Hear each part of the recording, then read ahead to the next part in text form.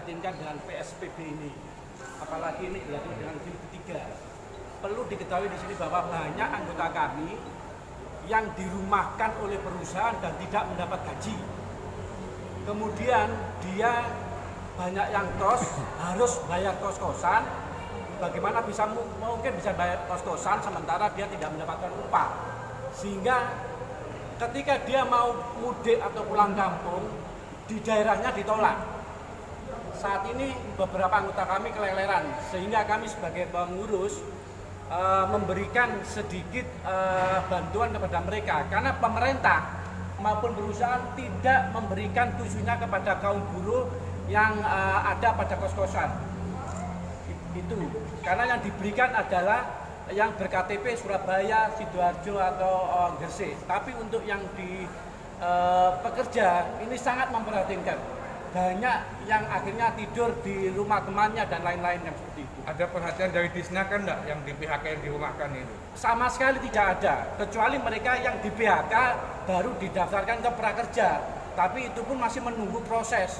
Sedangkan kalau menunggu proses, perut ini 1-2 jam untuk enggak makan sudah tidak terlihat. Apa mana anak bojo gitu ya. Masalah perut itu anak Itu yang sangat dirasakan oleh kami serikat buruh. Sehingga karena saya sendiri juga diberitahu oleh perusahaan bahwa mereka didatangi oleh tim tidak hanya dari pemerintah kota, tapi juga tugas yang tujuannya adalah mengurangi semua karyawan di setiap perusahaan minimal separuh. Itu dikurangi. Ya kalau dikurangi harus diliburkan. Nah terus yang bayar sopo ini. Nah itu adalah perintah dari mungkin dari presiden atau mungkin dari Departemen Tenaga Kerja, kita tidak tahu. Tetapi itu fakta di lapangan.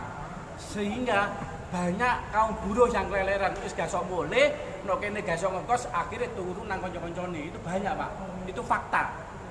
Terima kasih. Selamat siang, saya mewakili warga Perak Utara. Khususnya, nama saya Samsul Arifin.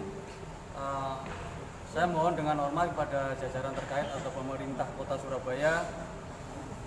Di wilayah kami khususnya banyak pemasangan portal yang mana notabene sangat menghimpit masyarakat untuk in-out mengenai perekonomian.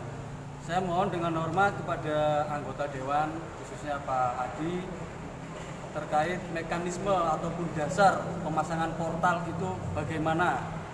Karena di wilayah Perak, pemasangan portal tidak buka tutup, namun 24 jam. PSBB tidak ada, tapi mereka yang di bawah menjalankan aturan yang sangat menyimpang dari protokol kesehatan. Itu saja yang saya sampaikan pada anggota Dewan. Ya, saya menambahi dari perkataan dari Pak Herik Bimantoro selaku Ketua Perhimpunan Driver Online Indonesia Jawa Timur. Saya selaku humasnya menyampaikan bahwa kami Daniel Lukas Roro, kami driver online mendukung PSBB jilid 1, jilid 2. Tapi untuk jilid 3 kami menolak. Udah cukup penderitaan kami untuk PSBB jilid 1 maupun jilid 2. Karena bantuan yang diberikan oleh pemerintah khususnya Pemprov itu hanya untuk asosiasi atau perhimpunan yang pro sama disub, tapi yang seperti kami yang kontra sama disub tidak diberi bantuan. Jadi bantuan itu tidak merata, gitu loh. Intinya seperti itu.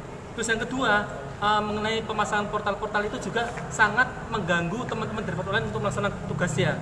Karena ketika mengantarkan makanan atau mengirim barang itu terganggu dengan adanya portal. Apakah PSBB ada aturan itu mengenai portal? Itu yang mohon diperhatikan oleh anggota Dewan karena ini sangat mengganggu kinerja dari teman-teman ojol yang hanya mengantarkan barang maupun makanan tanpa ada penumpang gitu loh. Jadi untuk jilid 1, jilid 2 kami mendukung, tapi jilid 3 kami menolak. Driver online menolak untuk PSBB jilid 3. Terima kasih. Masih bisa tambah?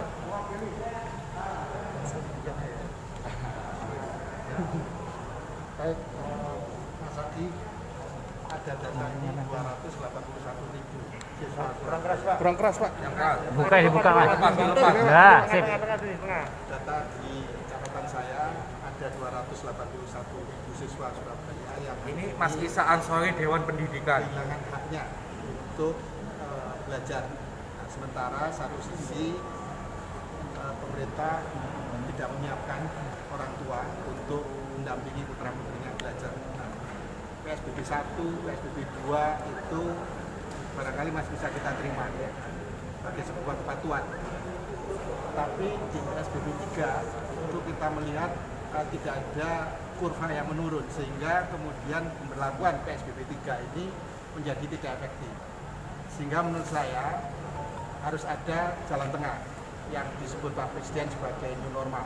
Sehingga menurut saya belajar mesti harus dimulai, tetapi protokol kesehatan mesti harus diperhatikan. Sehingga kami datang hari ini ke DPRD, mohon DPRD bisa menyampaikan ke eksekutif bahwa harus ada kejelasan kapan dimulai dan kemudian protokol-protokol kesehatan harus dijalankan. Kalau tidak, maka anak-anak ini akan semakin liar ya, karena tidak ada pendampingan orang tua, tidak ada pendampingan guru, sementara lingkungan tidak diciptakan untuk kemudian bisa mengamankan. Dan kita berharap DPR bisa membantu kami menyampaikan hingga kembali ini ke keadaan yang normal. Terima kasih. Cukup ya? Cukup. Sekarang waktunya untuk Ketua Dewan, harapan kami besok sudah ada surat resmi dari teman-teman DPD Surabaya menolak PSBB 3 supaya kembali ke gagasan Presiden. Masuk. Lebih cepat, lebih baik pokoknya. Ya kita terkait dengan masyarakat Surabaya ini. Terima kasih kawan-kawan sekalian. Turun Pak, turun. Pak Soleh dan juga semua elemen masyarakat yang hari ini datang ke kantor DPRD Kota Surabaya. Yang pertama, saya sudah mendengarkan semua aspirasi dari penjelasan semua. Prinsip PSBB itu ditempuh oleh pemerintah untuk menjaga dan menyelamatkan warganya. Jadi untuk menjaga supaya penularan virus COVID-19 tidak semakin melunak lagi. Kemudian kedua, DPRD juga selama ini tidak hanya berdiam diri. Kami terus melakukan rapat-rapat dengan secara virtual dengan pihak-pihak terkait, dengan pemerintah kota untuk mencari jalan tengah, mencari penyelesaian atas problem yang timbul di masyarakat. Misalkan ada yang mengeluhkan, nasabah yang mengeluhkan adanya cicilan yang masih diberlakukan pada masa PSBB ini, itu juga kami tangani. Juga soal belajar pada era PSBB ini dan lain sebagainya. Nah, saya mengharapkan agar Mas Soleh dan kawan sekalian nanti menulis surat kepada kami. Kami akan tindak lanjuti melalui alat kelengkapan DPRD Surabaya, bisa di Komisi A, bisa di Komisi B, bisa di Komisi C, bisa di Komisi D, tergantung dari isu-isu yang penjenengan mau sampaikan, dan kami sesuaikan dengan tupoksi di komisi-komisi di DPRD Kota Surabaya. Kemudian yang kedua, yang terakhir, lain kali ya termasuk kota, lain kali tidak usah datang ke DPRD Surabaya, karena pada masa COVID ini semua menjaga tidak terjadi kerumunan. Sebaiknya disampaikan melalui surat, nanti pasti akan kami respon secepat-cepatnya dan sebaik-baiknya. Kita jaga situasi Surabaya sebaik-baiknya supaya semakin cepat penanganan COVID-19. Saya kira itu dari saya. Terima kasih. Wassalamualaikum warahmatullahi wabarakatuh.